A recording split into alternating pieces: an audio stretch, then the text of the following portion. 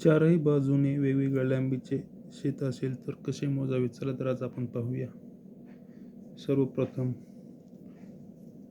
210 plus 300 या दोन बाजूंची बेरीज करून घेऊ. 300 प्लस 210 510, याला 2ने डिवाइड केले तर 255 येईल.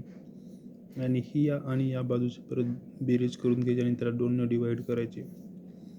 190 plus 200 390 divide by 2 is equal to 195. तर परत ह्या 255 आणि 195चा गुणाकार करायचा. चला तर गुणाकार करून घेऊया.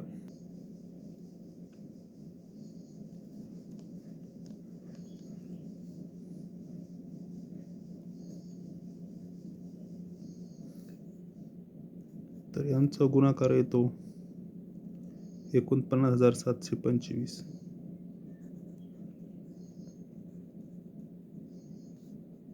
Square feet.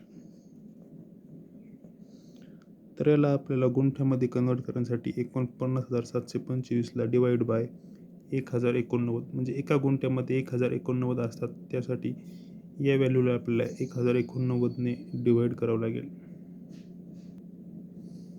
तर डिवाइड केल्यानंतर याची किंमत येते 45.66. तर याचे उत्तर आले 1 एकर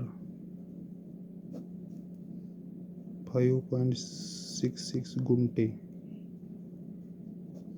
तर एका एकरमध्ये असतात 40 गुंठे, यामुळे 40 एक एकर झाले आणि उरलेले 5.66 गुंठे. तर याचे एकूण क्षेत्रफळ आहे 1 एकर